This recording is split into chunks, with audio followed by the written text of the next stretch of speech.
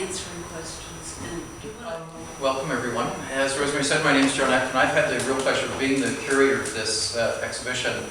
Angus and I have known each other for many years, and we first met over some old neon tubes in somebody's studio, and from there we've sort of bumped into each other for a long time. But Angus and I had the real privilege of presenting 28 neon bus tours. Angus drove the grill, or the Phaedral sometimes, and I did the commentary and showed slides and everything else. And we've been sort of doing all sorts of stuff around the city. And I came to an exhibition a year ago, I guess. Tom Carter did some paintings of Vancouver and this area, sort of envisioned as the 40s, the 50s, the 60s, some a little bit revolutionary, some sort of very realistic. And I then was asked by Rosemary when I first met her to do a walking tour of this neighborhood for 67 of my closest and dearest friends of the neighborhood. And I also thought then this gallery might be a good fit for Angus's photographs. And so I emailed a couple of photographs to Rosemary and sort of said, here's my friend Angus's photos, and what do you think? Oh, why don't you come down and meet? This would be fun. So Angus and I came down on a Sunday afternoon, and in my head I'm thinking, you know, 2013 we'll have an exhibition and this will be kind of cool, we'll get to work on it. 15 minutes into it, Rosemary says, you know, September 16th is a good date. This is the last week of August. And so as we're talking, Angus says, oh, by the way, I'm going to be away until the 15th for a week and a bit, as well as being away for a previous week. And I was leaving for London on my annual walking tour on the 18th. Plus I had a whole boatload of work to do. So we squeezed this exhibition into that time frame. Luckily, Angus and I are on the same wavelength. We don't complete each other's thoughts, but we come very close to understanding what this would be and how it would be conceptualized. And the focus was, of course, the nighttime shots of Strathcona and the city. This was a set of negatives that I actually borrowed many years ago from Angus for a project I was working on. Had them sitting on my desk. I kept coming back and looking at these things, and this is what I sent to Rosemary. And so the focus was then this nighttime row of sort of the empty city. And then, of course, our mutual interest in neon and buses meant we had these other groupings of photographs as well. So Angus dropped off close to 300 slides and negs and sort of said, here.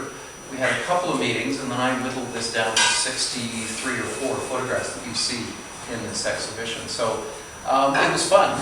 A lot of late nights, and luckily, like Angus, I am a night owl, so that meant that I was up looking at slides at 4, 5, 6 in the morning to come up with this. But I'm, if I may say so, very pleased with how this turned out, because it's a striking set of nighttime images. On purpose, we chose all of the nighttime images without people. My favorite time in the city is about 2, 3 in the morning when the place is empty, there's nobody around, and you've got the whole place to yourself. And the only time we put people in photographs were the loneliest set of men you could imagine on the Granville Street Bridge in the pouring rain as they try and repair one of the wires on the trolley system. And what I liked about that photograph was it was a grab shot out of the front window of the bus as Angus is driving. And it's just one of those moments of isolation on the bridge. And so those guys are the only people in that entire row of photographs. And the other thing, as Rosemary mentioned right at the beginning, we are looking at a city that is on the verge of real substantive change. The streetcar tracks are being ripped out of Strathcona. Strathcona itself is going to undergo immense change in terms of neighborhood improvement, and from houses that at this point the city was trying to expropriate for about $8,000 to $9,000 to the $1 million houses we have today in the neighborhood, to just sort of points in the city that we just don't see anymore. And so that's what I think the glory of much of this is that observation of the city, that notion of capturing something that might change is changing. And that's what gave me the great pleasure of putting this whole thing together. So what we're going to do this afternoon is we've got 2 short videos. Both produced for the city's 125th birthday project. Angus supplied the photographs for the first one we're showing, and it's a lovely commentary on Vancouver that is no longer, plus a really nice transit romance, as well as the second one, which is Angus as driver, and a little bit of a profile, and again, his photographs. Then Angus is going to step up and talk a little bit about his experiences and various things like that. Then we'll take a break, and then there's refreshments at the back, and we'll switch technologies, and we're going analog, and we're going to drag out my steam-driven slide projector, and we're going to be showing Angus's slides, and we'll just sort of ramble through a commentary on slides and things like that. So it'll be kind of fun, I hope. We had fun the last time, and we've done about as much planning this time as we did last time, which means we've got the electronics working, and that's about it. So it's just sort of a good old-fashioned afternoon, of which Angus used to do slideshows and have friends over and talk about slides, etc. So it's relaxed. If there's questions, if there's a, hey, I know that, or where the heck is that, feel free during the slideshow. So that's what we're up to this afternoon. So sit back and hopefully enjoy yourselves. Now, let's get things talking to each other.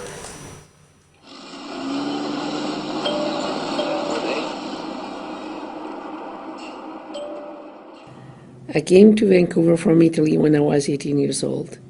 It is funny, but many of my first lessons and experiences in Vancouver took place on the bus.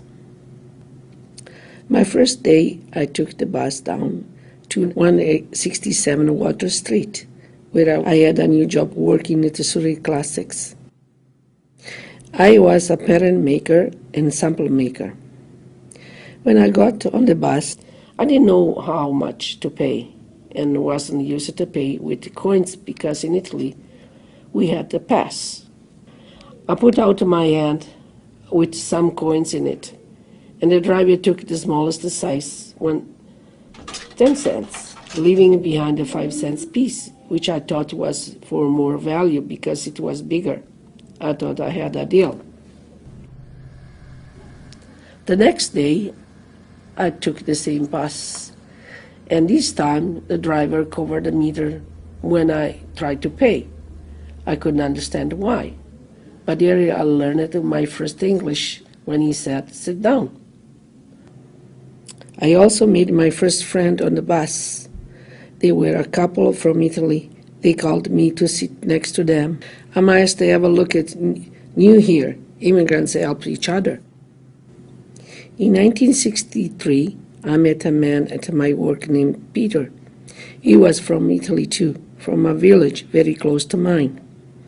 He was an electrician, and he was the first man to operate the electrician pattern cutter. Every day, after work, we would take the bus together to Main and Broadway, where we would say goodbye and change to different buses to go home.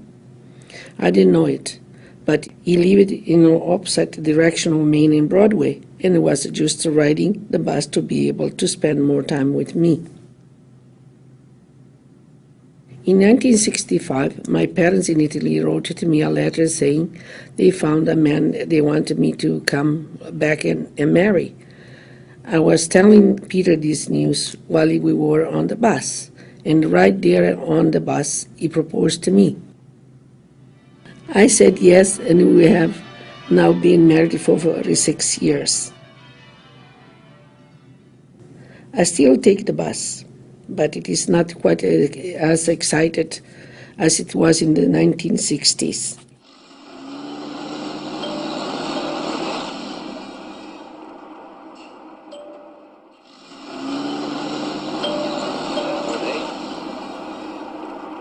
Well, I grew up in Windsor, Ontario, and from an early age was always interested in the local buses. But when our family moved to Australia, and I was 14, we traveled to Perth, West Australia, and that's where I first saw trolley buses and took quite a strong interest in that. Well, our family kept moving around and finally moved to Vancouver in 1965. And there were 300 Brill trolley buses here running, and so I knew I'd landed in the right place. And after graduating from Point Grey High School, a few years later, at age 21, started with BC Hydro as a trolley bus driver. When I started, all the buses had manual steering, and it was a physical workout with a full standing load to manhandle the bus through the city traffic. In 1969 and into the 1970s, people finished work at 5 o'clock, and they all left at once and tried to leave downtown because that was the direction of the rush hour, was leaving downtown. So the transit system had to funnel as many buses as they could into the core to handle these incredible loads. By the time I retired, the rush hour really had gone from just a 5 o'clock peak when everything all happened at once to more of a spread out thing from 2 p.m. till 7 p.m. It was there was no more intensity at 5 o'clock to deal with. We were on strike in 1971 for 33 days in the middle of winter, the heaviest snowfall in Vancouver recorded for decades, and every night we went out and picketed with the old timers, and we marched back and forth in front of the Cambie garage at 14th and Cambie at 4 in the morning through the ice and the snow, and took a 5-minute break, and that was the old way. And in 2001, they had trailers and tents set up, and we were all comfortable, and it was a very different story. I like to visit with the people. I had so many regulars, and many years I drove the bus through my neighborhood in Dunbar, so you would connect with people in your neighborhood, and that aspect of it was one of the best parts of the job.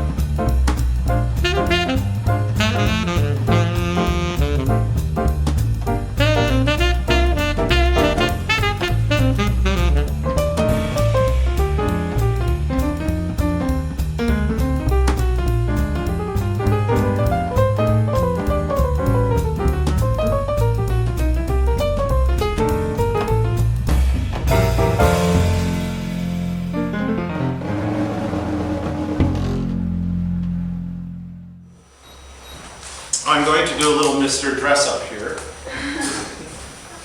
Thank you. Where's your coin changer? Just wait for it.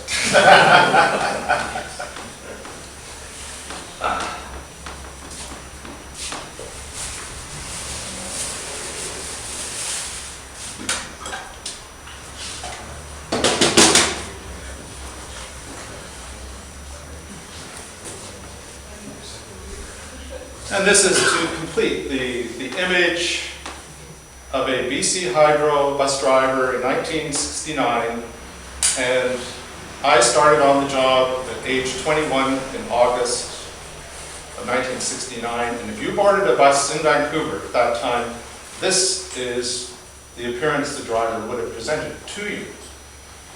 The cap was optional. You did not have to wear the cap. And in training, we were told, and this is the days before radios on the buses and security and so on, if we had a problem in the back of the bus with some of the passengers, if you had your cap with you and you put your cap on and went to the back of the bus to sort things out, that notched you up several levels in authority, because that sort of put you into the category of police. So, those days, of course, have changed dramatically. And we don't go in the back of the bus anymore. Anyway, I'm going to take the jacket off, it's a little more comfortable. This, by the way, on my jacket, at the bottom here, is a badge. This badge permitted you to operate an air brake equipped vehicle. This was the chauffeur's A badge.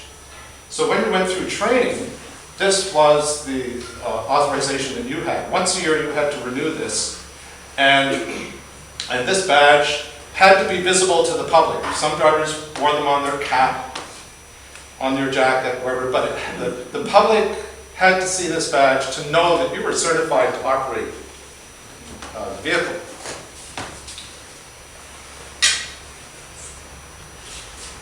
My interest in transportation really goes back to my childhood in Windsor, Ontario, back in the early 1950s.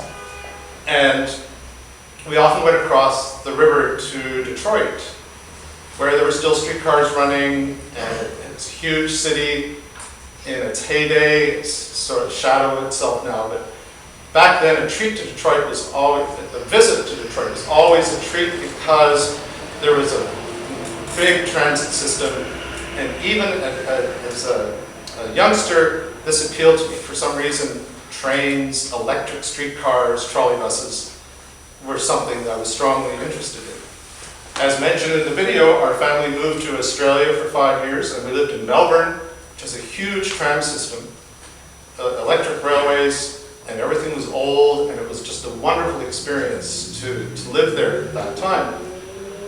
And all I wanted to do then as a teenager was be a tram driver. And instead, our family ended up moving back to Canada. We came here.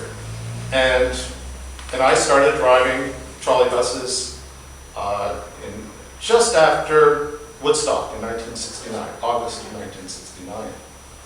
And the experience was, for a 21-year-old, it was a bit of a jolt to suddenly be out in the real world. And one of the things we had to do with at that time was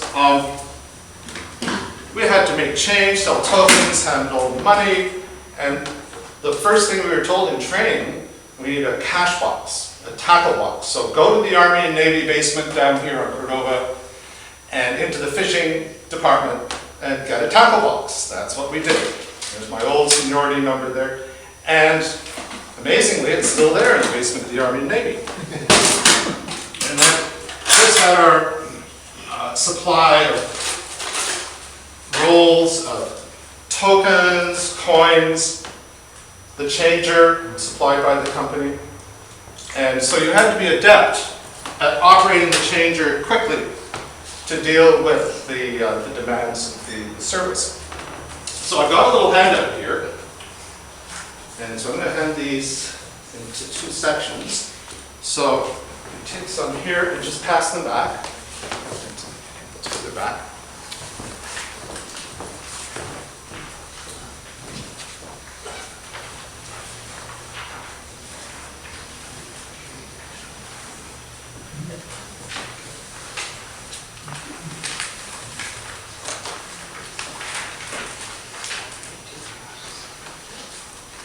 So if you look on the rear of this handout, you'll see a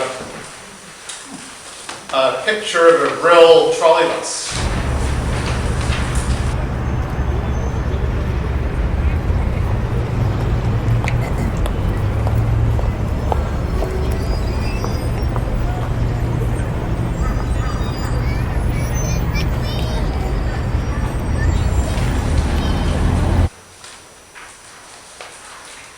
And this is located on Granville Street, going southbound between Pender and Dunsmuir. This was a very busy stop. It was right beside James Inglis Reed Butcher Shop, for those that go back enough years to remember that. Scottish butcher. And if you look closely, you'll notice that this Brill trolley bus, it was built in 1949, there's no right-hand mirror. So they trained us to operate these vehicles without a right-hand mirror. That was a challenge, and part of the instruction was before you would change lanes, you'd leave the turn signal going for a while, and then you'd make a test maneuver, but not move all the way over. And if you heard a horn or screech brakes, you back off. Or you would ask a certifiable passenger that was sitting in the seat on that side of the bus, is it clear over there? Can I move over? And they'd look out, they say, yeah, go now, go. So, in the front window, it's hard to see, it's right in the middle of that post between the two front windshields. There's a little dish, so the money was handled through the dish. When people bought tokens or asked for change, it was all done through that change dish. The theory being you were less likely to drop coins that way than handing it back, the money back and forth. At the rear door, there's a gentleman standing there.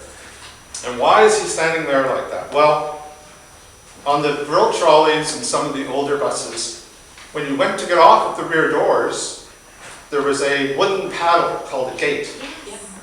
And you had to push that gate to make the doors open. But one advantage of this is that when you got off the bus and you were standing outside, you could hold the gate and keep the doors open. And that was helpful if you were helping children off the bus and so on. But he's being a very nice gentleman. He's holding the gate for people that are getting off. So that's what he's doing there. And the windshield wipers were from the top on this particular model. And one of the drawbacks to that is when it was snowing, the snow and the ice would build up until finally it was so heavy that the blades would just hang down, so you'd have to get out and shake that off of the bus. And there's no license plate on the bus. This was before ICBC. So they were registered in a bulk insurance arrangement with BC Hydro.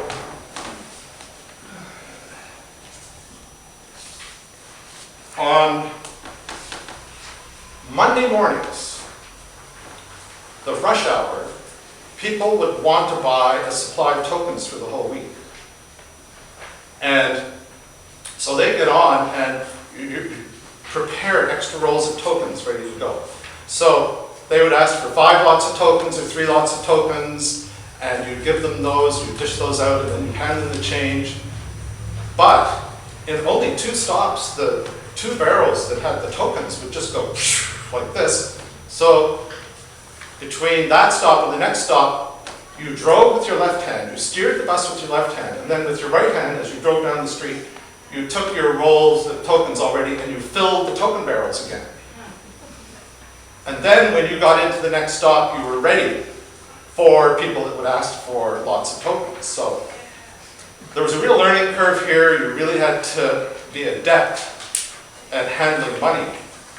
And the 1st of April, 1970 was the final day of making, that was when the exact fare came in.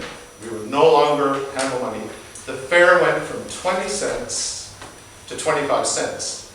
Now, prior to that, when we sold tokens, the tokens were 4 for 75 cents. That saved a nickel. Well, a nickel back in 1969 was half the price of a cup of coffee. So there was a savings. Now it doesn't seem like that, but back then there was. People tended to take advantage sometimes of the bus driver to find a way of getting handy change.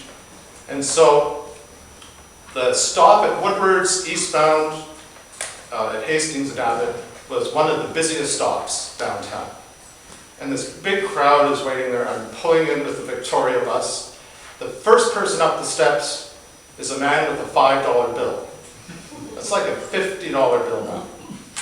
And he asked for change, right? So I said, do you have anything smaller? And he put his hand in his pocket and he pulled out a mound of coins, all these dimes and nickels. And out of all those dimes that he could have paid the fare with, he lifted out a quarter and put it in the change dish. So that's what you're up against.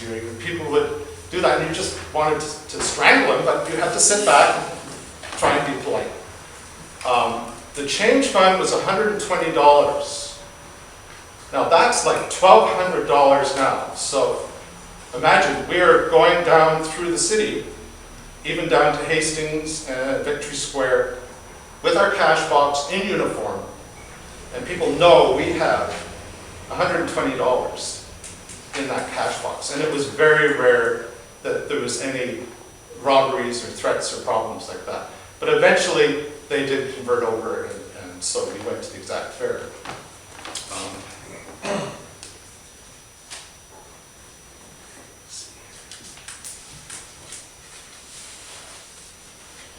The other thing we had to do, we were bonded in order to handle the money by BC Hydro. And that involved being taken down to the police station and fingerprinted by the police so they could check records to make sure that we weren't trying to hide anything. And another interesting aspect of the BC Hydro days is that they had a service area that only covered Vancouver, Richmond, New Westminster, Burnaby, and North Vancouver. There was no suburban service other than that provided by Pacific Stage Lines. So Pacific Stage Lines went out to Surrey and Langley, even as far as Chilliwack.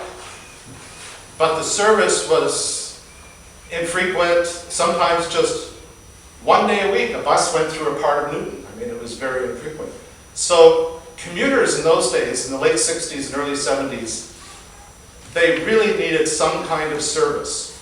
So what started up, without the internet and without other means, they somehow find each other and they start commuter clubs, where a group of people in White Rock or Tawasin or Delta and these places would get together and they would charter a bus, Monday to Friday, a trip in the morning, a trip out in the afternoon. You paid a flat rate, and people were so desperate for service, they started their own service. It was a do-it-yourself transit system. And if you stood at Robson and Howe, southbound on Howe Street, that was not a bus stop by the old courthouse. But what it was a place where these buses would stop to pick up people in the rush hour.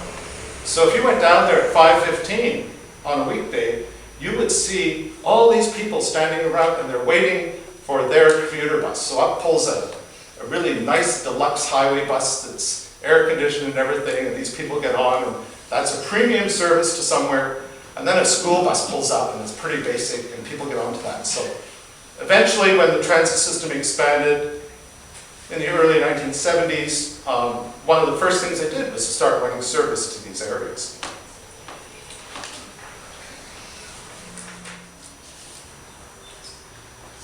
So the Brills that you saw in that picture last ran in 1984, and we had a big farewell tour when they stopped running. 6 Brills, 240 people, a luncheon at the cafeteria at the bus garage, a slideshow afterwards. It was a big day, there was media coverage. And so the Brills lasted 34 years, 1 million miles plus. They were a very durable vehicle, much loved by the riding public for the interior lighting and the warmth at night. And still people remember the name. You bump into people and you start talking about the old trolleys, and they say, oh, the old Brills, and that name had stayed in the language for a long time. Has anyone here seen the play The Number 14? Yes, so again. And it's back again. I highly recommend it. I've seen it 5 times.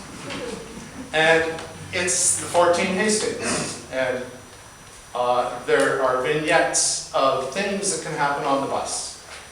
And if you take the bus as a regular passenger, it's guaranteed. People would say, oh, you must have got really bored driving the number 7 at Dunbar and Nanaimo all those years, the same shift, evening, 4 p.m. till midnight. But one of the great parts of the job was the entertainment value provided by the passengers. And so I'll just finish the bus aspect of the talk by mentioning when you started your training as a bus driver, you spent about 2 weeks learning how to actually drive a vehicle. And then for another 10 days, you go out with other drivers on the different routes in the city to learn where the routes went and to get first-hand experience from the drivers on those lines. So those drivers that did that were called line instructors, and each week on a Friday evening, I would have a trainee show up to break in on my, at that time, Stanley Park, Nanaimo route, which went right past here on Cordova Street. And I always had to warn the trainee about the Woodward stop on the 9:15 trip along Cordova for Peggy. Now, Peggy was a petite, well-dressed, retired school teacher who lived out at Strathcona and 29th. And she would come into town to go shopping on Friday at Woodward's food floor, and she would then go to the Grand Union or the Metropole to have some drinks. And eventually, a gentleman friend would help her out to the bus stop if it was necessary. And she'd have her bags of groceries, and you'd take her home. So that was fine, except for one thing. Peggy had some rather colorful language sometimes, and you'd stop at a red light, say at Nanaimo and Hastings, and it would be silent, the trolley bus would be quiet, there'd be a seated load, and then all of a sudden this voice, this very raspy, gravelly voice from too many cigarettes and drinking would say, my name's Peggy Allen, and I'm going to get hell when I get home. Or words to that effect. But she lived with her daughter and grandson, and you stopped the bus on Strathcona and 29th, right at her front door. It wasn't the bus stop, but you'd stop there. You'd take her bags of groceries up. There's the daughter and the grandson in the living room window, and they come and we get her back inside. So the problem that would occur and where you had to warn the trainees before she got off the bus at the front doors, she would give you a 25-cent tip for a cup of coffee, although by that time the coffee was 50 cents. But anyway, you'd get a quarter for a cup of coffee, and then she'd lunge at you for a hug and a big smoochy kiss. So you have to warn the trainee, just be prepared at that point because this can happen. And if you just put your arm up, she'll back off. So one day I came along Cordova on a Friday night, the usual trip. And I looked up ahead and I saw a fire truck and a police car and no Peggy. And I thought, oh no. And I pulled into the stop. And these people get on, and this one lady stopped, and she said, you know that old lady that gets on there on Friday nights? I said, yes. She said, this sports car came quickly around the curve on Cordova from Canby, and it lost control, and everybody at the bus stop got out of the way except Peggy. And she was hit. So I then asked, do you know if she was hurt badly? And this lady said, well, as they were loading her into the ambulance, she was yelling out, "I need a drink."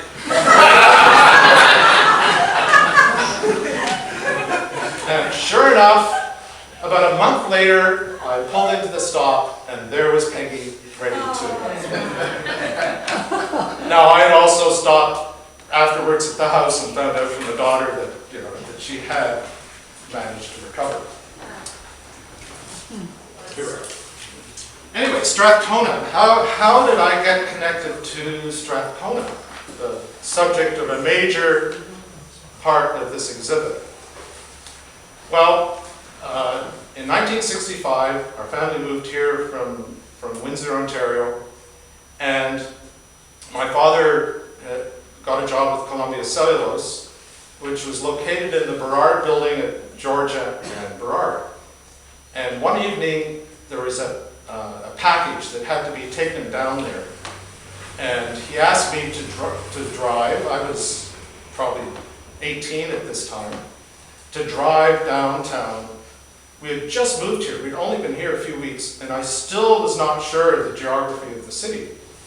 So I set out in the car. My father had given me directions, but somehow when I got downtown, instead of heading to West Georgia, I went to East Georgia, over the Georgia Viaduct, the old Georgia Viaduct, and east on Georgia into the Strathcona neighborhood, where I found streetcar tracks, post-op incandescent lights, old houses, this neighborhood frozen in time, and it was dark, it was night, but I was immediately intrigued with this neighborhood.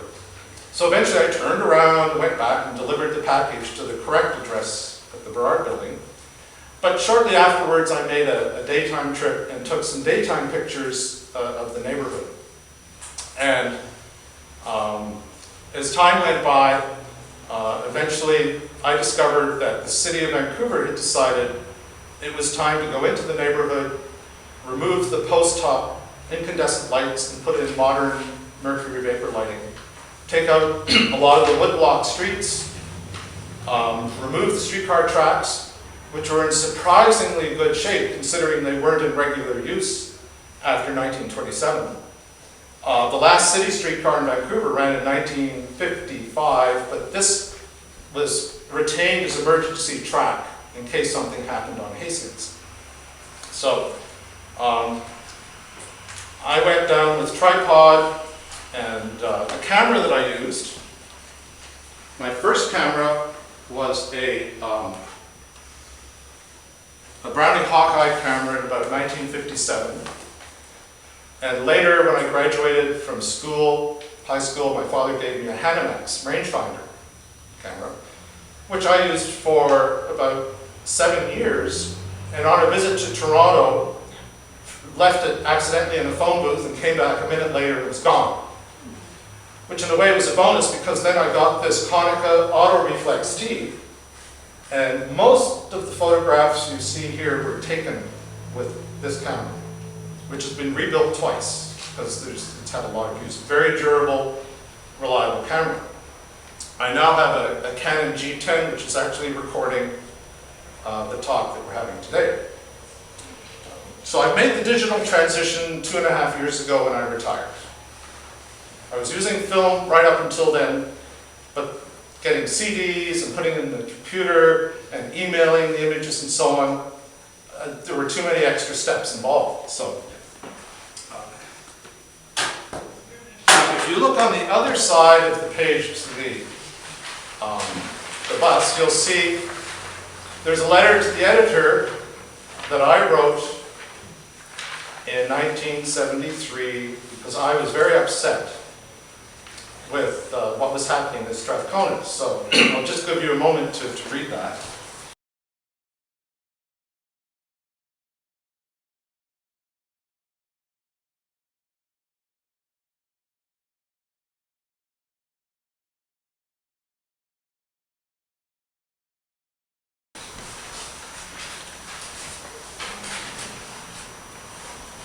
And I had sent in a photograph, which I never expected would be published, but the editors decided that it could be included with the letter, so I was grateful for that.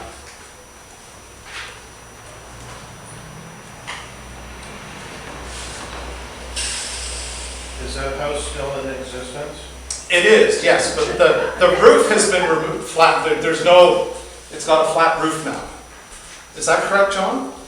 Well, the other roof is actually I live lower. there. It's my house. Pardon, do you have a It's comment? actually the same, yeah. What is the comment? He lives there. I live there. It looks exactly like that. You live in that house? Yes. Presently? Yes. Well, that's wonderful. How long have you lived there? About 15 years. 15 years. Well, this is how it looked in 1973. Okay. And lo and behold, a week or so later, another letter to the editor appeared following my letter. So that's the one adjacent, so I'll give you a moment to read that as well.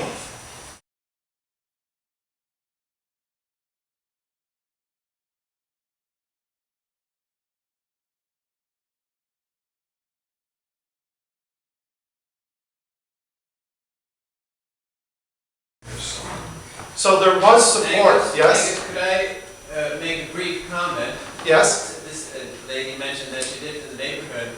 This letter, which was written by Shirley Cassells of 874 East Georgia, is a very close friend of mine. Really? And she lives now across the street from me in Burnaby, where we both live. And in 1973, we lived in this building at 874 East Georgia. And one of your pictures on the wall here, I noticed this when I looked at the pictures, is of that block. And in front of the building is her car. No. I said, there's Shirley's car in front of 874 East Georgia. It's an amazing coincidence, and she couldn't be here today, but I told her about it. She's going to come down and look at the photos. It's rather shocking to see your old neighborhood from. Oh, that's wonderful. Be sure she gets a copy of the, take this with you and be sure she gets I it. had no idea that this was going to come up today. I had seen the picture, but seeing this letter now that she wrote, it's just an amazing coincidence. If you wait long enough, eventually things come around again. And sure enough, the very post hoc streetlights that the city took out in 1973, they now install in different neighborhoods, older neighborhoods in the city. The light source at that time, though, was incandescent. And that's very important because 80% of the city had incandescent street lighting. It gave a very mellow, soft, nighttime lighting. It was not dim by any means. It was actually very good lighting. And only 2 streets in the city remain incandescent. Inexplicably, we don't know why the city stopped at that, but somebody in there must have had a soft spot. Canby between Hastings and Water Street, downtown here. And this very street in front of the Gallery Columbia has its original incandescent street lighting from the 1950s up high on the trolley poles. And you'll see the classical incandescent fixtures still in place and still in use. So the incandescent lighting gave this beautiful nighttime appearance to Strathcona. And at that time, I had never done night photography, but I wanted to document the nighttime scene in Strathcona. So a publication at that time called Rail Classics, and this was a magazine that was published for a few years that had largely articles and photographs of different railway operations, locomotives, trains, but they also had a 4-page section for electric rail transportation, whether it was streetcars or subways or trolley buses. And as it turned out, that particular issue had a special 4-page section on the BC Electric interurbans and streetcars in color, wonderful pictures, and so I bought the copy, but it also had an article on night photography of locomotives and trains. And I realized that this was what I needed, a primer, a basic instruction on night photography that applied equally as well to buses and street views and just nighttime photography in general. So I went out and bought that tripod, which is still I still have in use, and a cable release, and went out and experimented with exposures. That was one of the main things to do, was to go out and try different exposures to see what would work best. So,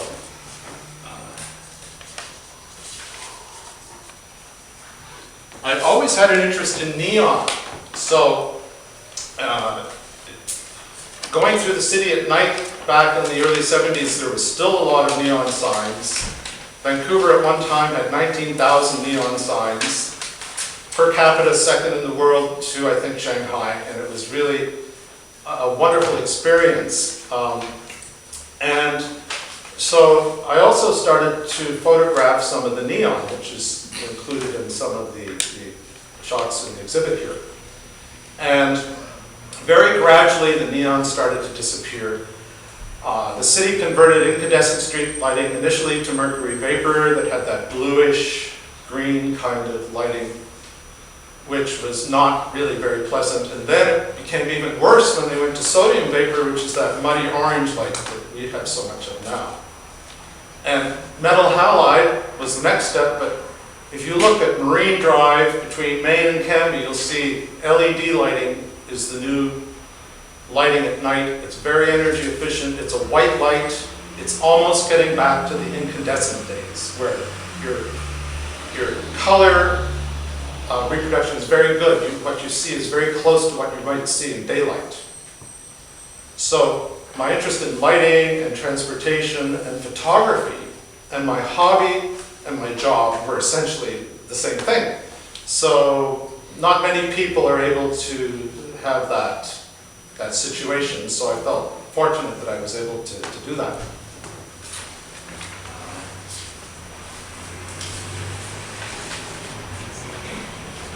One of the neon signs that I particularly liked was the Lotus Hotel at Abbott and Pender, so I went out and photographed that just before it came down.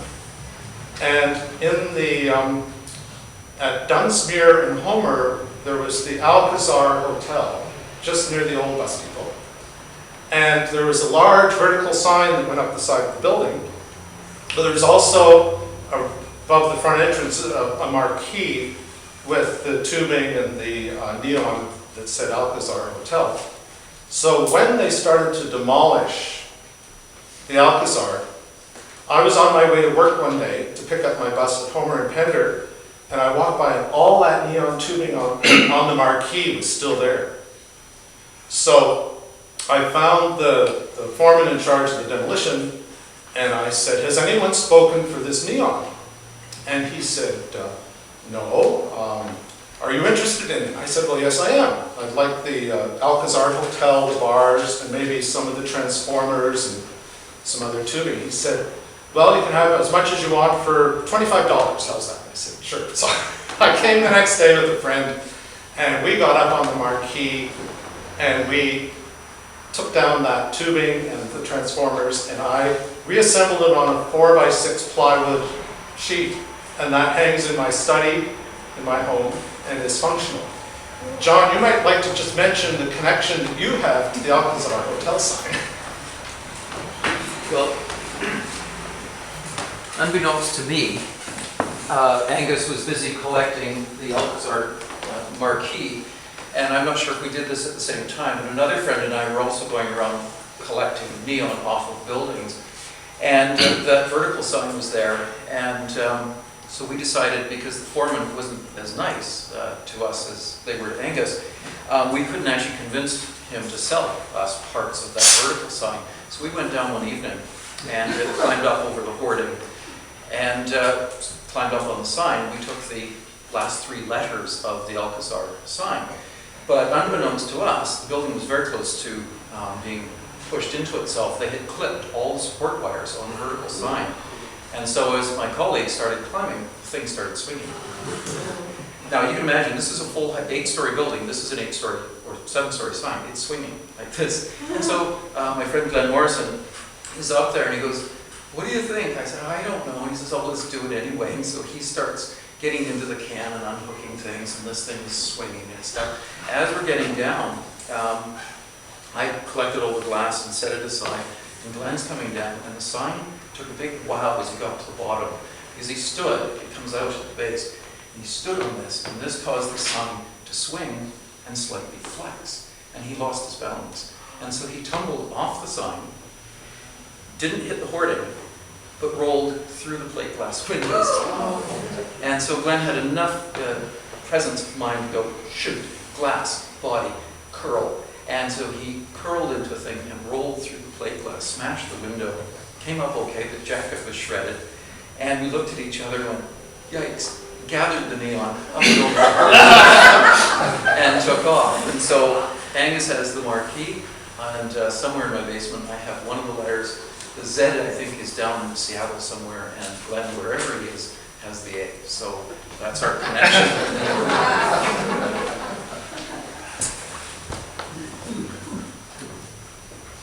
One thing I'll just mention in passing is that I drove for the various transit systems, actually 4 transit systems: BC Hydro, Metro Transit, BC Transit, and then Coast Mountain Bus Company under the umbrella of TransLink.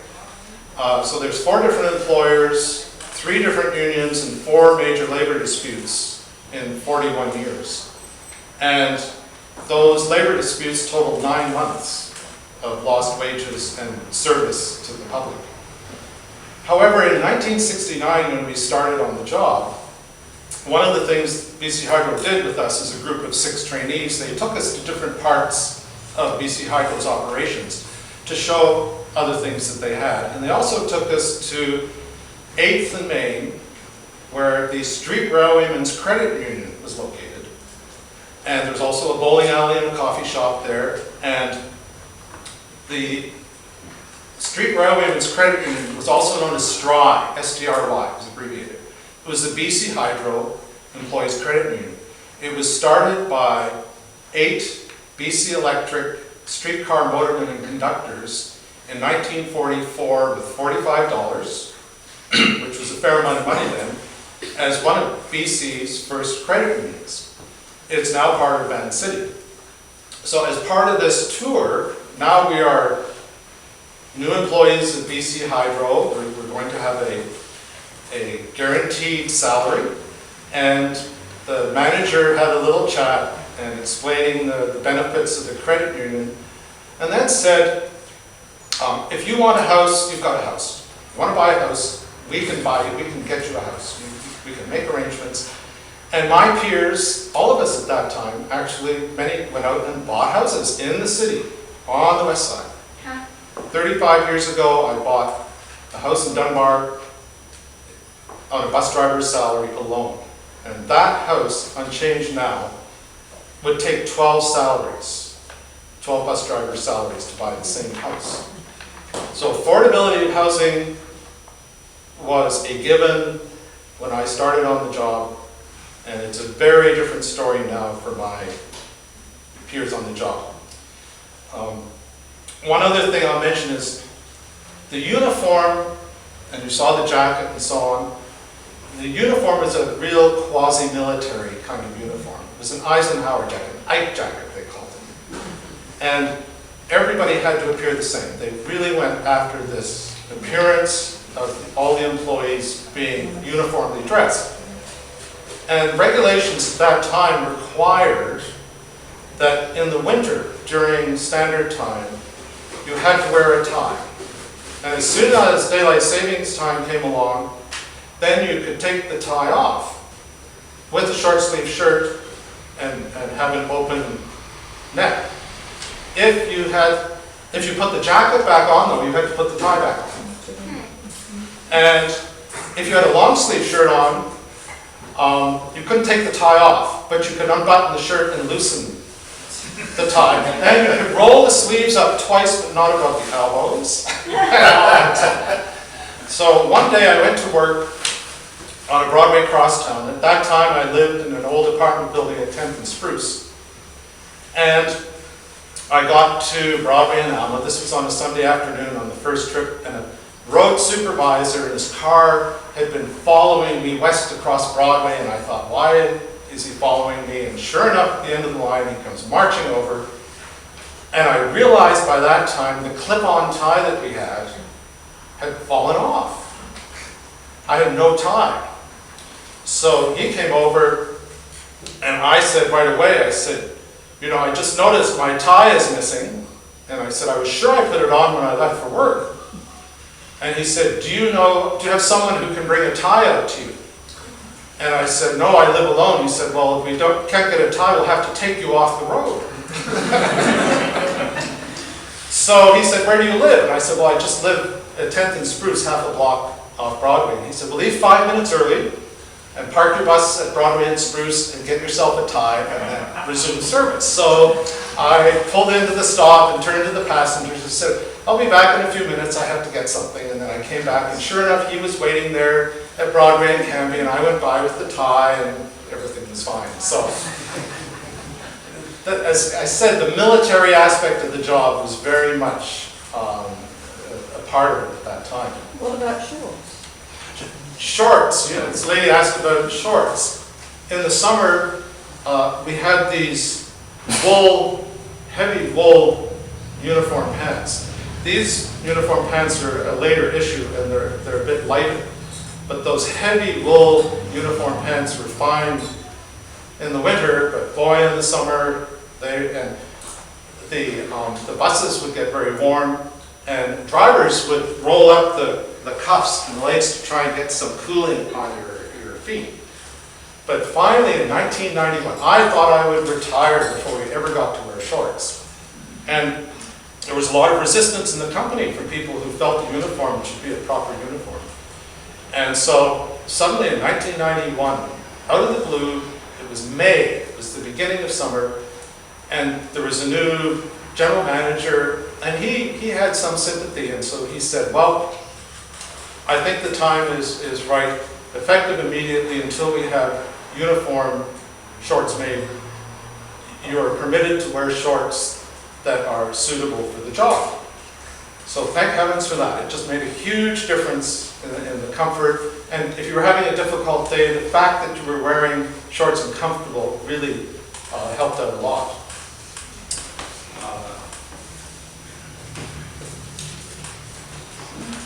How strict is Coast Mountain or whatever now about uniforms? If you take a look, it really isn't a uniform anymore. It's just they just issued. We were taken as trainees to Gordon County at 2nd and Ontario, or Quebec. Quebec. Okay.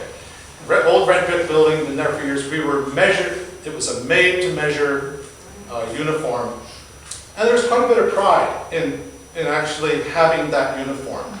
They made us realize that we were out there in the public and they wanted us to be presentable. Now it's off the shelf. You just get a pair of cargo pants and the shirt, the sweater. And there are variances so that if a driver has an allergy to a certain type of material, there wasn't a single variance when I started. You just wore whatever they had. And another thing that would happen is when you first started and you had to work with the changer, well, all day long you're sitting there doing this repetitive action, my thumb started to go numb.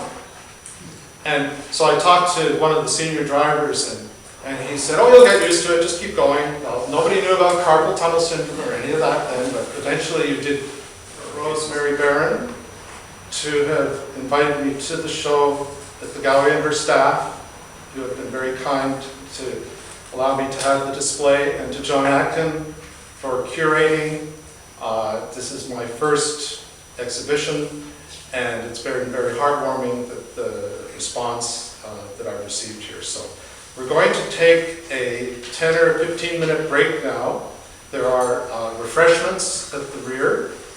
Some of the cookies have nuts in them and raisins and other wonderful things. So, but there's some peach creams, fruit creams, and they're probably fairly marvelous. So please help yourself, and we will resume in about 15 minutes.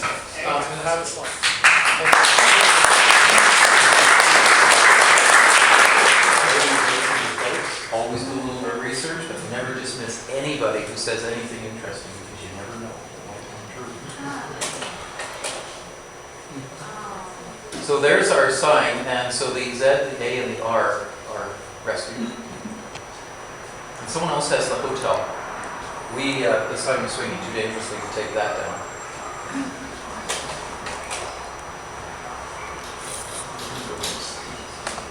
This is the Chilco bus loop in the Stewart building down at Georgia and Chilco.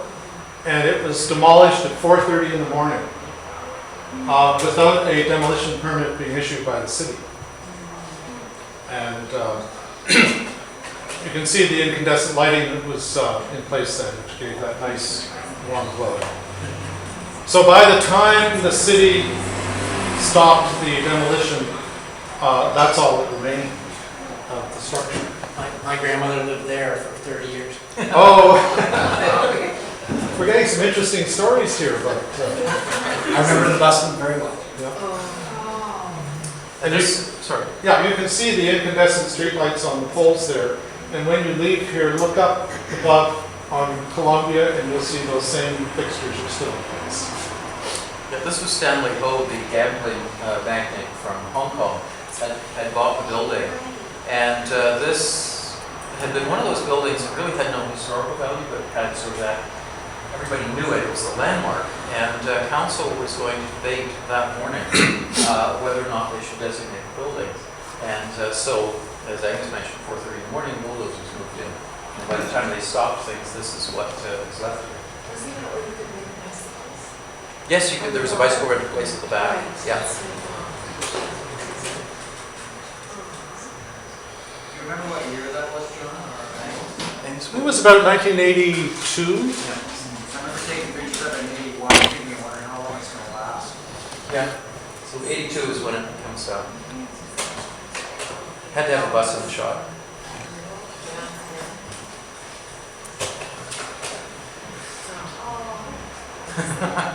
So one of the things that's interesting about how much the city has changed is how sometimes things almost go back to their original. This is the Burke's Clock at Georgia and Granville. It sat there from 1912 right through to when they built the nasty Scotia Tower. Or after the Scotia Tower, when Burke's finally gave up that location, they moved down to the Bank of Commerce, former Bank of Commerce at George Granville at Hastings, and they took the clock with them and it returned to the spot opposite on the other side of the street where it started in 1906 as the Tory Jewelers. This set of slides is always so sad because, of course, we lost one of the, I think, coolest, nicest, well-articulated buildings on the skyline. And this was the Director of Planning of the day, Bill Graham, who allowed this to be demolished. I worked for Bill for one summer in his architecture office after he left the city, and he had no aesthetic sense whatsoever. It is strange for a director of planning and an architect not to understand aesthetics and what makes cities. So he gave us the Pacific Center. He gave us the Scotia Tower and a couple of other really great things in the city.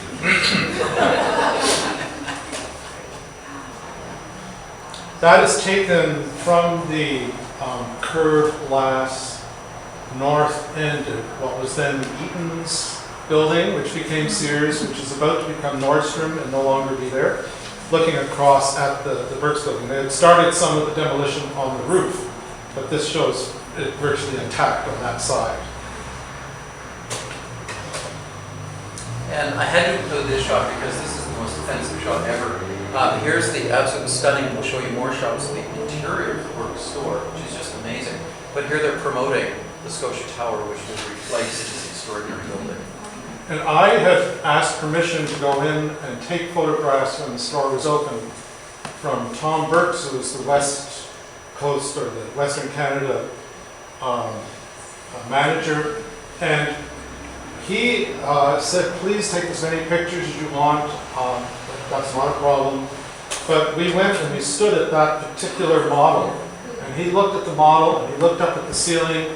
And then he said, this could never be duplicated. And then I knew the decision was made in Montreal, and he was not happy with the family's decision and what was happening there. And of course, the irony is they open up their brand new Rizzo Modern store, and at the same time, the family tried to take the store out into the suburbs, the shopping malls, and they cheapened up the brand so much that they were just falling under. And an Italian jewelry firm picked up Burke's first thing they did was when they showed up in Vancouver, when this store has to go. And that's when they took the lease on the Bank of Commerce, because another Italian-Canadian developer, Paulo Pello, had picked up those two buildings and had restored them.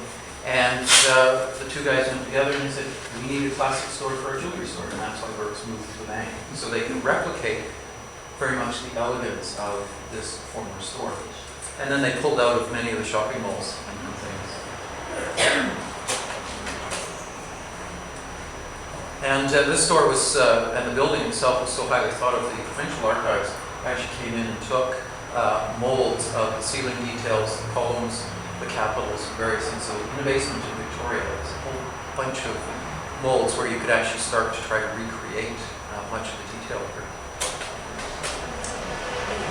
This display case and another one that matched it. These are opera bags, just in case you want a suitable handbag to go to the opera, and this is where you would go to buy an opera bag. And these are the most gorgeous display cases, and I seem to recall they went to the Provincial Museum in Victoria. They did survive. But just the level of detail, the polished brass newel posts at the staircase, and various other, many of the store fittings you'll find in some of the shops in Gastown and elsewhere. There's lovely curved mahogany counters and things. And then a shot for the mezzanine.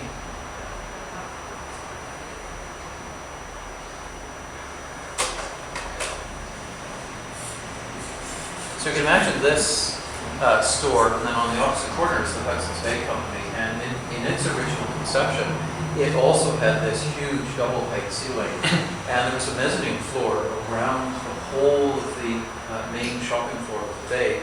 And before all the air systems went in and they kept lowering the ceilings and stuff, you had that same sense of grandeur in the bay. So the two buildings opposite each other formed a really nice pair. I might also point out that I put a portfolio together of the interior photographs that I took and presented it to Tom Burks, sort of as a thank you for being able to come in and do the photography. And about a week later, a courier came to my door with a big blue box from Burks. And I opened it up, and inside was a signed colored print, hand-painted print of the Burks building that was from an original postcard image and a letter of appreciation from Tom Burks. So very, very classy. Just some details of ceiling light fixtures. The other thing, just before they finally moved, they still had their original pneumatic tube system at the centralized cashier. So when you went in to buy something, it went off into through that tubing and up into the cashier. But what's happening here? I'm leaning out of a window of the Burks building under demolition. Again, I went up on the roof and took pictures and had full access to the building. So this is the Granville Mall under reconstruction. Eaton's before they added the, actually this is 1973. So it's before Eaton's added their extra 2 stories on top. And they're building the first Granville Mall. And all the buses are using Seymour and Howe Street. And so this was just a record shot to see how it looked. And it wouldn't be easy to get a duplicate shot, but it would be fun to try. You'll also note how low the city is, and the largest building on the skyline right there is the BC Hydro, now Electra condos. The roof designed for skyscrapers dwellers to look down on.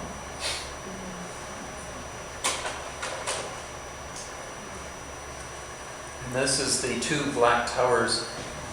The IBM tower just still under construction, and the steel framing you can see off the edge. This is unique in Vancouver. We don't build steel frame buildings anymore because the steel is too expensive. This whole 2 blocks is a big steel structure, and so every now and then when you're inside the mall, the floors will bounce when something really heavy goes through the building or a big truck is down in the basement because it's all steel. And so you just see the steel framing out on the plaza, but have that funny airsats Victorian gazebo entrance. The Toronto Dominion Tower on the left became known as the Tower of Darkness. And on the right, the newer one became known as the Black Tusk, after the Garibaldi Park landmark. Now, one of the things that I like about record photography, sometimes they're not fantastic images, but you photograph something just for the record, and many of us in the room will remember the Aristocratic, but remember it for its corner sign, which is actually preserved at the Vancouver Museum. But this is also a moment in time where they've just removed all of the rest of the neon on the building. And the Aristocrat used to have this script lettering in sort of whites, and then there were long go faster stripes, tubes all the way down the side of the restaurant on both sides. And this is just the point where the sign company sort of suggested probably they wanted to get rid of this. And there was another sign underneath the big sign. So this is just capturing the shadows just before it gets painted, and then all of that's lost. And so just an interesting little record shot. Also has a little supervisor shack for the transit operation. When we had corner supervisors in those days that keep the service going. So we're standing on the Cambie Street Bridge at the north end. You can see the George Viaduct sneaking through the railings there. And this is the demolition in preparation for both the replacement of the bridge as well as the building of the stadium. And just from those two folks off to the right-hand side, you'd be overlooking the roof of the Sweeney Cooperage, which was the barrel-making facility. And Mr. Sweeney was so mad about being expropriated by the government that he wasn't going to allow anyone else to tear down his place and torch it. And he went out on a really good fire. Speaking of fire, look at this. As I mentioned earlier, I lived at 10th and Spruce, Fairmont Apartments, 1921 building, which is still there. And I was talking to a friend on the phone one evening, and my view was to the north. It's not this view. It's Spruce and 10th is up higher. And out of the corner of my eye, out my window, I saw something across False Creek. And I looked and I said, "Ian, I'll call you back later." And I hung up and I ran down the hill with my camera. And I got this shot at 7th and Spruce, which is actually where Chocolate Park is, the steps. And in the upper right of the picture is the incandescent China hat light, bracket arm light for the stairs, the wood stairs going down. You can see the development that's starting to happen along the shore of False Creek. They're preparing to build the apartments and condos in the park area along False Creek. And what was burning across on the other side of False Creek, which was at the corner of Pacific and Richards, was a business called the Canada Wood Pipe and Tank Company. And they had a lot of lumber and wood buildings. Everything was wood, and it took about 30 minutes and it was burnt out. So, What year would that be? that was in around 1974, 1975. Because I moved into my house in 1977, so it's about 74. And sometimes change is just so substantive. Here we are down at Cole Harbor. We're looking over the floating docks there for the gas barges and some of the wharfs, and then the railway tracks extending almost down to the edge of Stanley Park. And of course, there's no way on earth we could even get close to replicating a shot like this today. Well, we couldn't find a place to stand and get the view of the water. So just shots like this are important just in terms of to understand how far in the city and how fast the city has actually evolved. Got to have some Strathcona shots, daytime ones. So the Jackson Apartments on the end of the shot, that's one of the buildings built in anticipation of the George Viaduct and streetcar service being extended into downtown.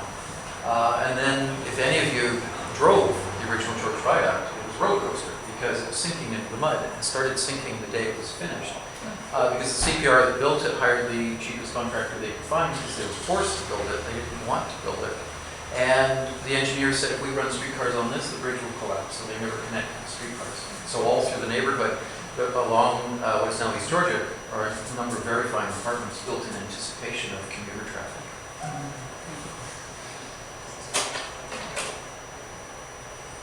This is over on Franklin, near Commercial Drive. And this is in the middle of what was Vancouver's second Chinatown, which has completely and utterly vanished. But to show you how prosperous this area was, this was the Buddhist temple built in 1911. And this was in anticipation of the city booting folks out of Chinatown. They really didn't want Chinatown over there. They had allowed the Great Northern to build a train station in Carroll, where the Dr. Simeon Garden is.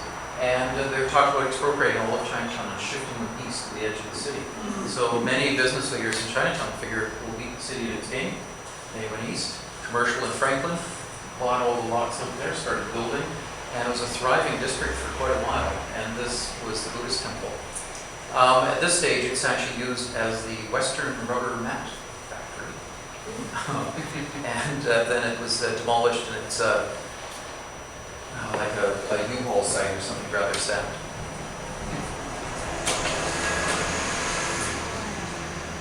That was on the east side. These row houses were on the east side of Commercial at Franklin Street. And the photographer Fred Herzog had somehow a bit earlier taken the exact same picture.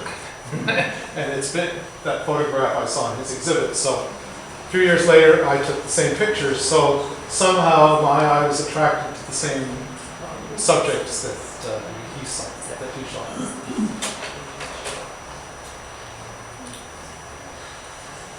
Who wants to guess? That's the Tower of the Strat. That's right, George. Yeah, West Coast Transmission, the newly opened apartment buildings at the back there on Robson that have just had a redo, Pacific Palisades. And this is a not soon to be for this world house, because the owners of the building, the hanging building, bought up everything around it so that nothing could be built to block the views from their offices. And so houses, apartment buildings were all knocked down. The building hangs in the center. Yeah. These are all in the same area. This area, Pender Street, my bus route went through this area, so I could see what was coming. These buildings were about to be demolished, so I just went out to take some record shots. And this recalls when Pender Mill built, and even parts of Hastings were really well-to-do residential neighborhood. But these are not long for the world. Cole Harbour is immediately behind that house there. Anyone remember the rat film on Broadway? When we did this talk last Saturday, we actually had someone here who lived there for a time. The most amazing apartment building was an ever-changing set of colors and things, and you just never knew what would show up at the rat tail. And that's, as Angus pointed out last time, that's Santa Rat on the roof up there. This is on Broadway between Vine and View on the north side.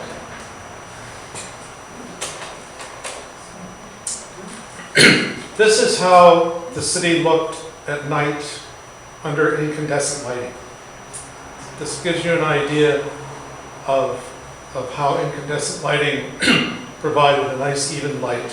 There is some reflection off some fluorescent signs there, but generally speaking, it made for a very pleasant nighttime lighting.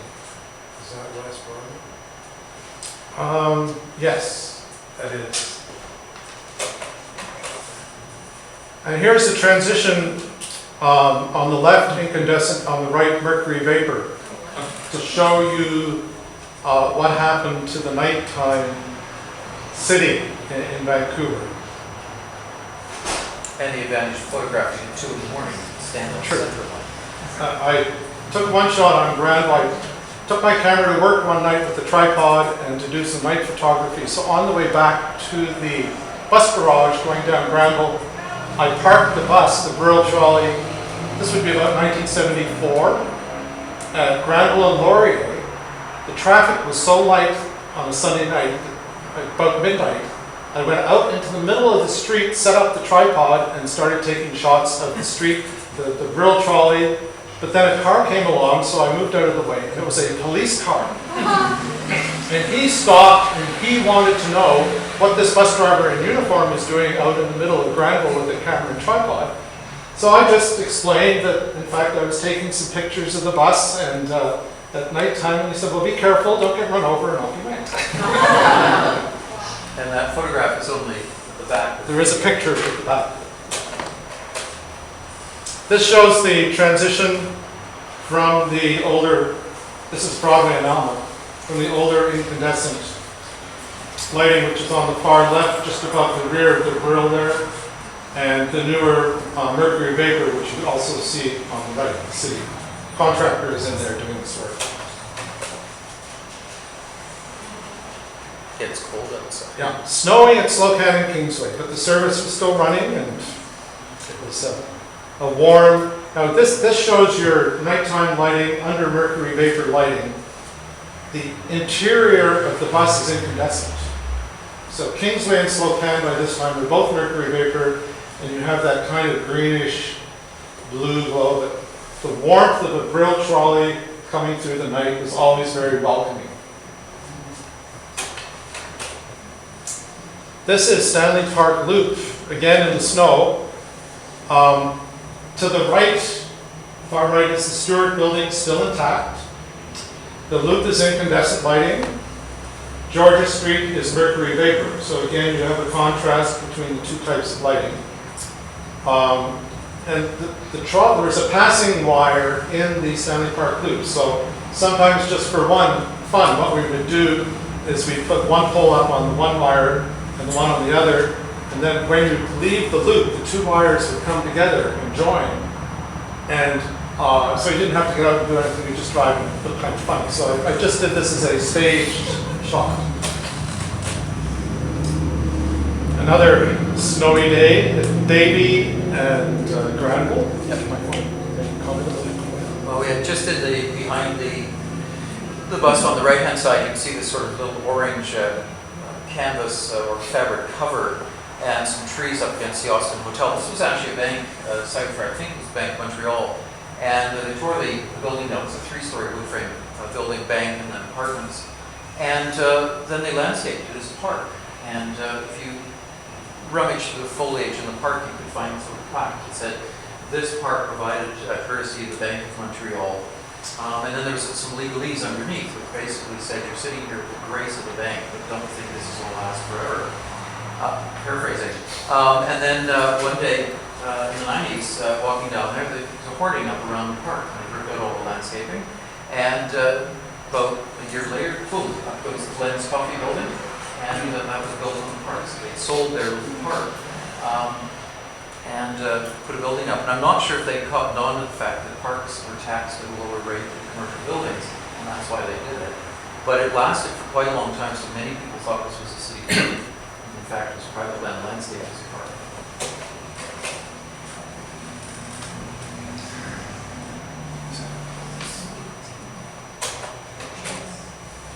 The Brill diesel buses, which look just the same as the Brill trolley buses, were built in 1957, and they had an underfloor AEC British diesel engine with a very distinctive low RPM sound.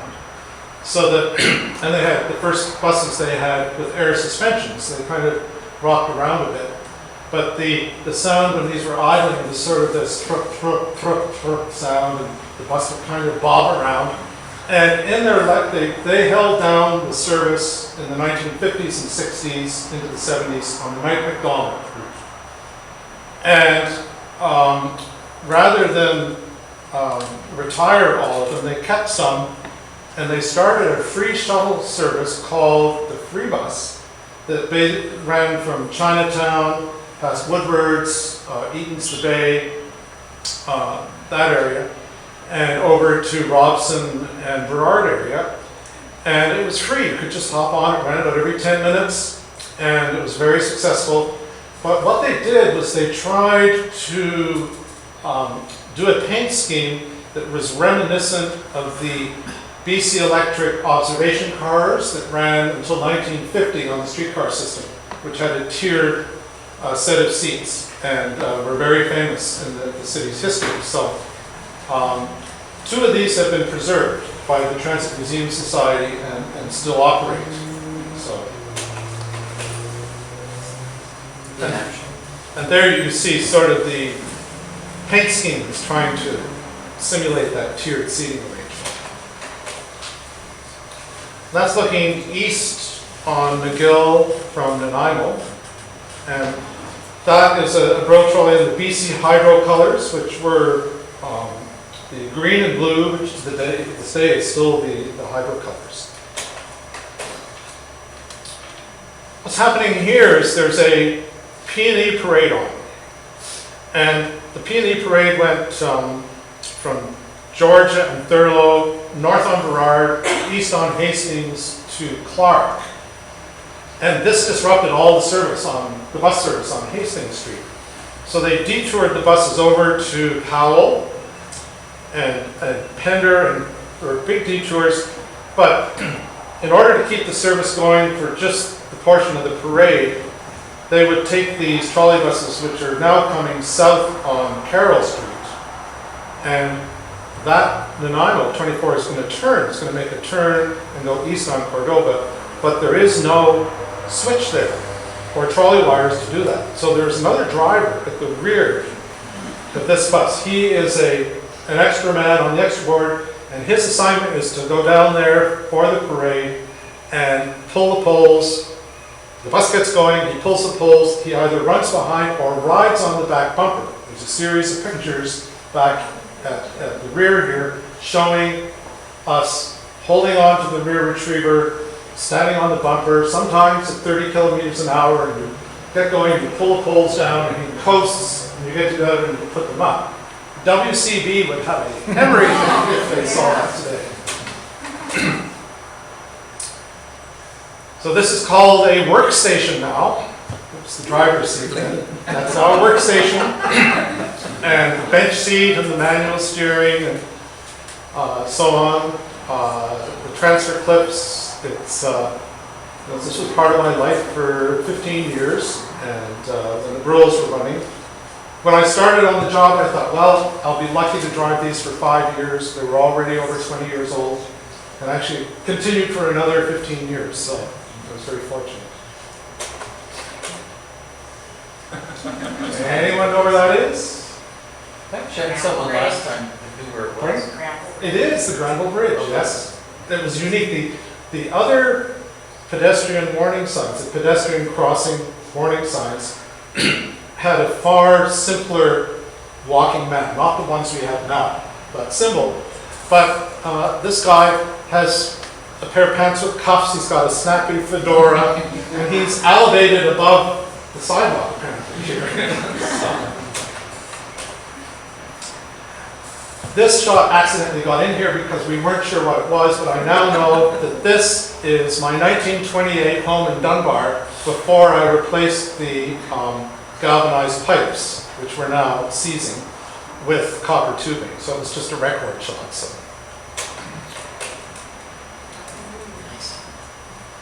This is the classic San Francisco fog view. I was visiting there in October, back in the 1970s, maybe 1977.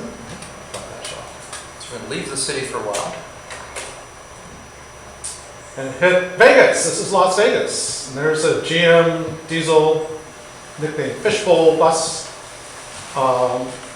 in Las Vegas. This is about 1976. And to my amazement, when I went to ride on this bus, I discovered the driver was still handling money and making change and selling tickets and so on. So there you are. Did you get a free bus ride? No, but the fare is pretty cheap.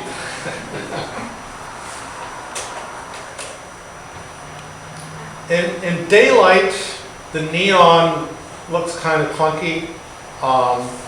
The city was just on the cusp of things starting to change. but the neon was incredible. I stayed at a motel just off the strip, and when I arrived, it was dark. The first day I arrived, it was dark.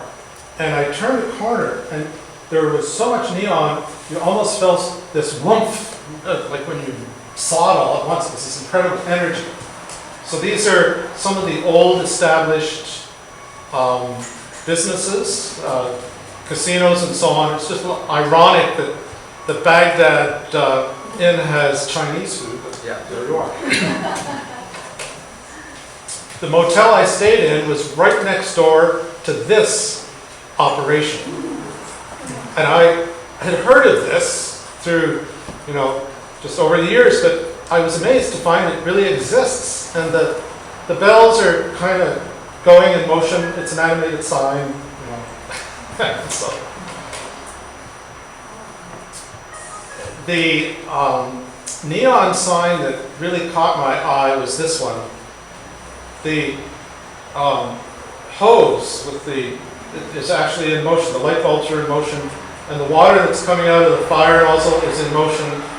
It's the hottest slots in town, and this little cartoon Mickey Mouse or Minnie Mouse character is trying to cool off these overheated slot machines. So there you are. It's great entertainment. I don't gamble at all. The entertainment value of just watching the people in these places. 5-cent beer? 5-cent beer?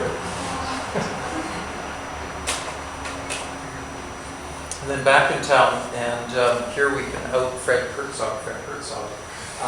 This is a shop that Angus took across from Woodward's on Cordova Street, and this shop had just closed. And one of the delights of the old city, which we don't have now with the advent of computers and things, is the art of the sign writer. And so often the sign writers were very, very skilled at doing typography that really worked visually. And I think you've all had situations where you're traveling down the street looking for some business and seeing signs, but finding it really hard to read the sign because they've set the computer, they've turned it tight and everything else looks great on screen. It doesn't have the readability of a distance. And the sign writers were able to really space out the type and do things to make these things really great. And then I like this shop just because we have underneath central, we have barber shop, and the guy miscalculated. So barber is kind of weird because the R's have been squished up a bit. The B's been kind of made weird to get everything in to make it fit. But just the combination of everything here and some details. And that's just, it's a fabulous shot to my eye, just in terms of that sign painting and then the fedora underpainted on the glass and everything.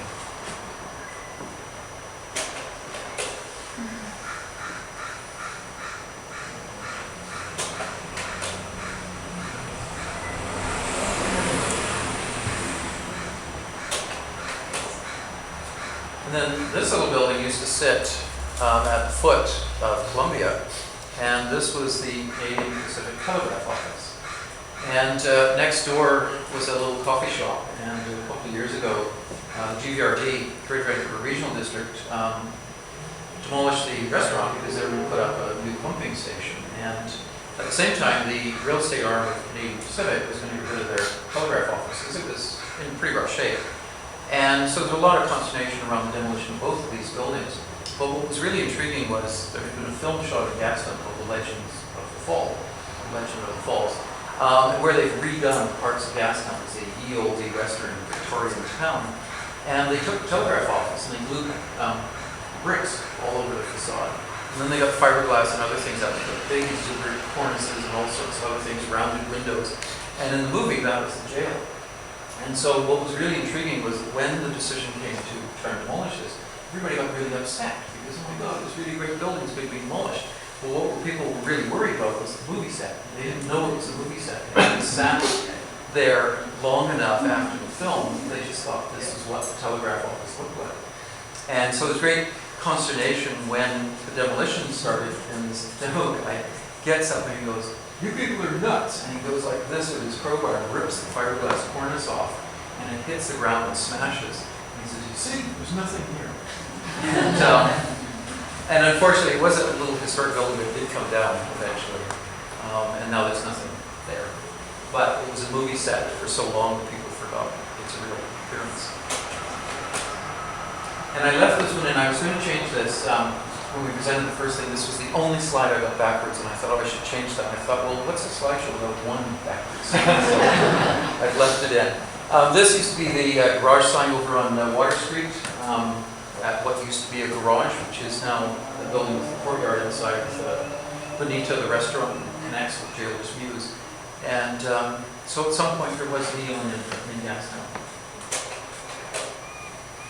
This is the view from my apartment window at 2570 Spruce Street, at 10th and Spruce, looking across at Kearney's funeral home below there, at the city skyline at night as it appeared about 1975, 1974. And almost none of this would be visible now because of all the construction that's gone along the north shore of False Creek. And even Kearney's is gone too. And in the last year or two, there's a new condo high-rise in place of Kearney's on the corner there. This was a Ralph Kelman lightscape that was put on during the 1976 Habitat 76, which was held out at the Jericho military base. In buildings there. But Ralph Kelman, I'll let John tell the story, he can relate a bit better. Or flare escape. Now you could not do this today because you would have so many security agencies after you, it wouldn't be funny. You basically put in an order for like 200 cases of railway flares. Railway flares burn for about 30 minutes. There's these lovely long red things, they look like dynamite. And they've got a cap on it and a sandy bit on top. Take the cap off, strike it across the thing, flare goes. And for Habitat and for the North Shore of False Creek, just before the World's Fair of 1986 started construction, Ralph would get a whole whack of volunteers together, and you would have your station and a box of flares, and you were given a set distance in which to put the flares in. And then once everybody stuck the flares in, there'd signal, and you'd strike the cap and run along and light all the flares, and then you'd have a brief 20-minute moment where everything joined together in one long vista of red flame, and hence the flarescape or lightscape. And so this one for Habitat was actually done under a Canada Council grant. The World's Fair one, I'm not sure how he scratched them. That wasn't done under any grant. The whole of the North Shore of False Creek was lit up in one fabulous thing. And then the last one he did was another crazy one, the old cut up Grouse Mountain where the old cable car used to run. He had people stationed from the top of the mountain right down to the base, and that was lit in one flarescape. We'd only make provision for one person to be on the other side, the Centennial Pier, to take one picture. So there was one color slide for that entire event. But for a brief 20 minutes, you had a red stripe up Grouse Mountain, and a red stripe along the beaches and things. So it's just an innovative and interesting thing that you could not even consider doing it today, because the first order for 200 cases of railway flares would get you put on so many security lists. This was a shot I took at the Stanley Park Loop, and there's a similar shot in black and white on the wall back here, but in the loop there's the trolley wires come through, and where they make a slight curve, the curved segment, the part where the two trolley shoes run along, is not a bronze copper alloy, it's actually steel, and the steel would oxidize. So on the passing wire, which hardly ever got used in the Stanley Park Loop, if you stopped the bus and then accelerated using full power through it would bring all these sparks down. That's how the other picture was taken. So what I did was, I did this myself. I took the tripod and camera and set it up and aimed it up at that curve segment. I got and opened up the shutters on the, what they call the bulb setting, so it leaves the shutter open. I then got back into the bus and I had it positioned so that I drove ahead and created these sparks. I then went back and just for fun, I decided rather than turning off the shutter, I would pick up the camera and tripod with the shutter still open and shake it around. So what it did was it picked up other lights around the bus loop there and created this random pattern of artwork. So, there you go. Another chilly night at Strathcona Kingsway. And the grills inside had a real warmth. On a cold night, you get in and the interiors just had the best lighting of any bus we've ever had. People here that rode on these will remember when you went through an intersection that had switches and turns and crossovers and you went through the short dead sections, these lights would flash on and off.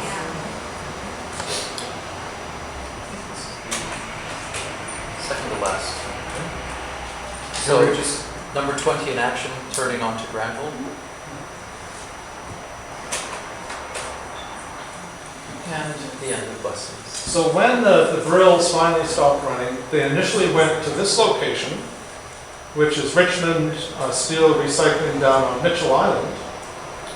And they reposed there for a short time, a year or so. And then somebody out in Surrey ran a United Auto Park, huge scrapyard, bought a whole, like 150 of these. And he had a vision. He was going to sell these still operable trolley buses to some place in South America or somewhere.